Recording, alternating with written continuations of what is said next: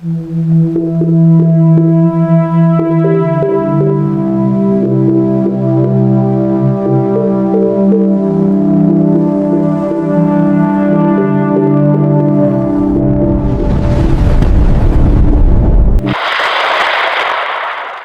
sa lagay ng panahon, Sabado, ika-12 ng Hulyo taong 2025. Kasalukuyang lagay. Isang tropical depression ang kasalukuyang minomonitor sa labas ng bansa, nasa layong 1,918 kilometro northeast ng Itbayat, Batanes.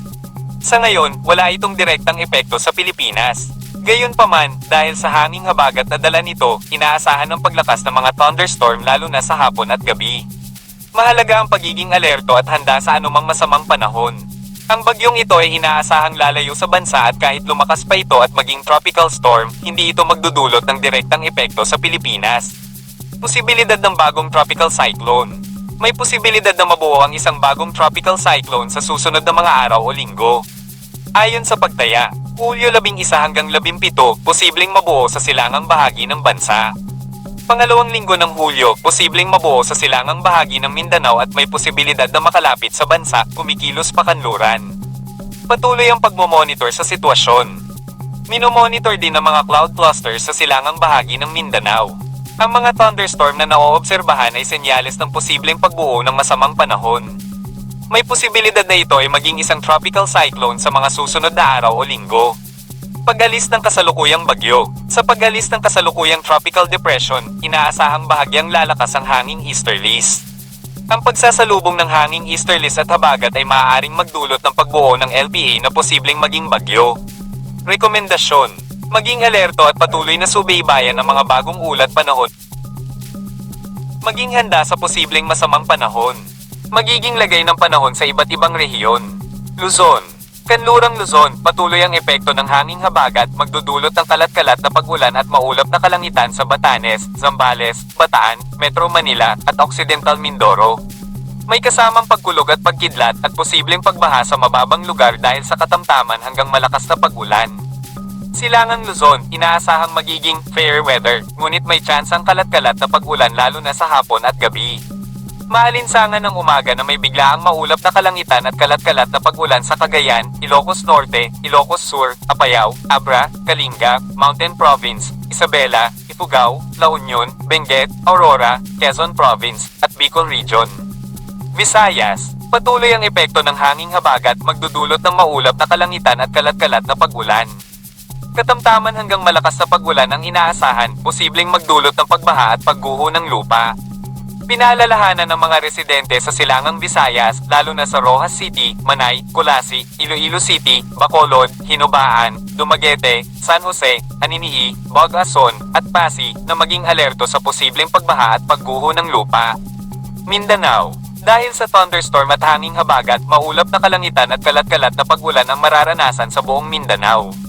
Katamtaman hanggang malakas na pag-ulan ang inaasahan, posibleng magdulot ng pagbaha sa kanlurang bahagi ng Mindanao.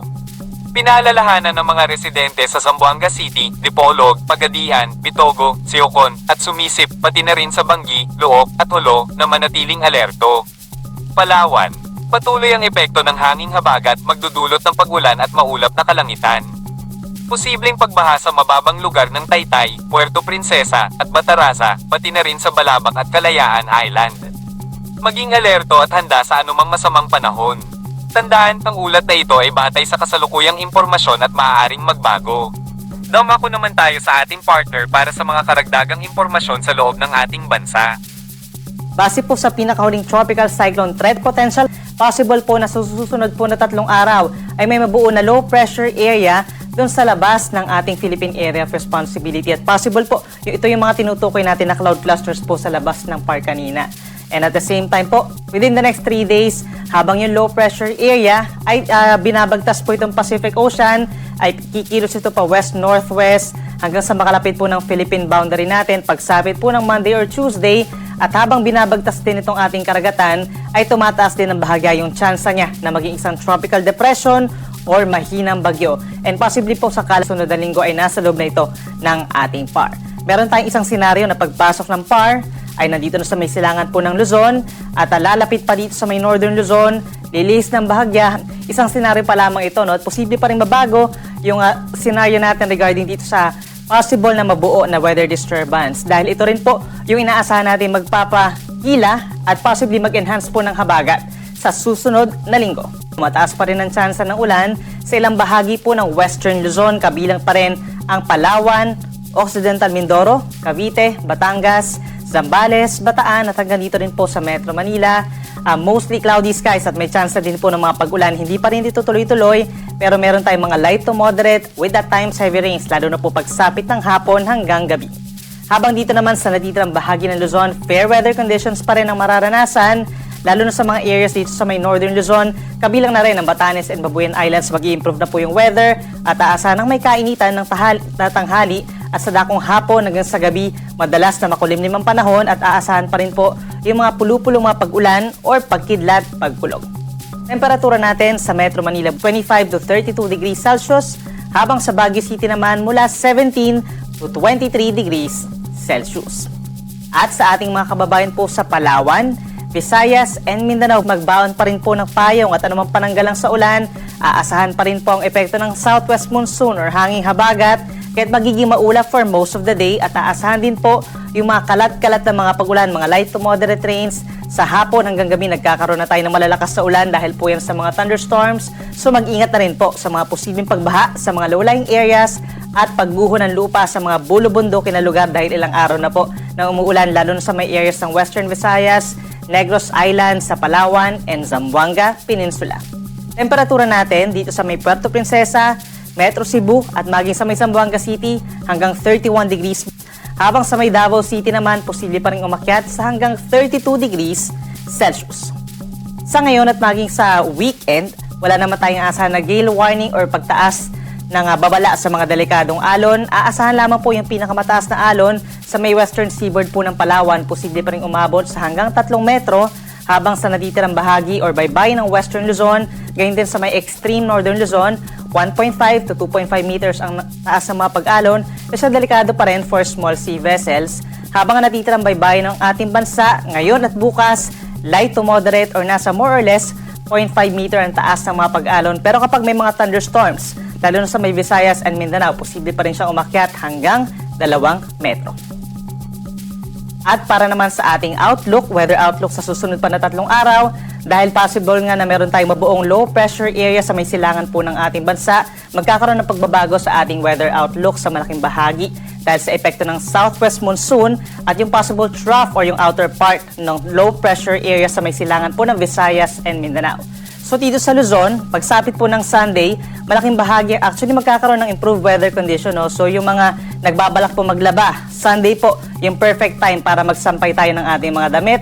Aasahan pagsapit na tanghali ang may kainitang temperatura, kabilang na dyan sa Metro Manila, posibleng umakyat sa 33 degrees.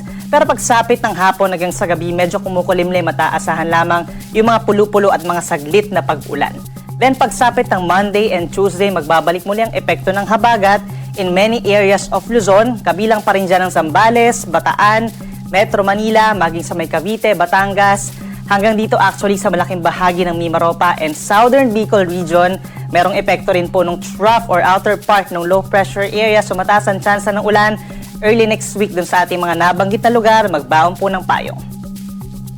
Sa ating mga kababayan po sa Visayas, kapansin-pansin Sunday, Monday and Tuesday, magpapatuloy ang maulap na kalangitan in many areas of Visayas dahil yan sa epekto ng southwest monsoon. Kung dito sa may Western Visayas and Negros Island region, Central Visayas and Eastern Visayas naman po may epekto ng possible trough ng possible na mabuo na low pressure area. No? So meron tayong mga kalat-kalat na ulan, may kalakasan din po pagminsan-minsan, kaya mag-ingat din sa mga banta ng baha at pagguho ng lupa at lagi makapag-coordinate sa inyong mga local disaster risk reduction offices and management offices po kung kinakailangan ng paglikas at nagkaroon ng malalakas sa ulan, mga events po na pagbaha at pagguho ng lupa. At para sa ating mga kababayan po dito sa Mindanao, pagsapit po ng Sunday, malaking bahagi ng Mindanao pa rin na magkakaroon ng pag-ulan, lalo ng Zamboanga Peninsula, Northern Mindanao, Caraga Region, and Bangsamoro Region dahil pa rin sa southwest monsoon. And then pagsapit po ng Lunes at Martes, magpapatuloy ang mga pag-ulan dito sa may Zamboanga Peninsula and Bangsamoro Region dahil pa rin sa habagat at ilang bahagi pa rin po ng Caraga and Northern Mindanao magkakaroon din po ng maulap na kalangitan, kalat-kalat na mga ulan at mga thunderstorms, kaya make sure po na meron pa rin tayong daladalang payong Habang ang natitirang bahagi ng Mindanao, itong Davao region, plus portions of Soxargen, malaking bahagi nito, partly cloudy to cloudy skies. And then may mga times pa rin po pagsapit ng hapon ng gabi hanggang gabi na nagkakaroon ng mataas na tsansa ng mga pag-ulan at mga thunderstorms. Ang ating sunset pa rin po ay alas 6:30 ng gabi mamaya at ang sunrise ay 5:34 ng umaga.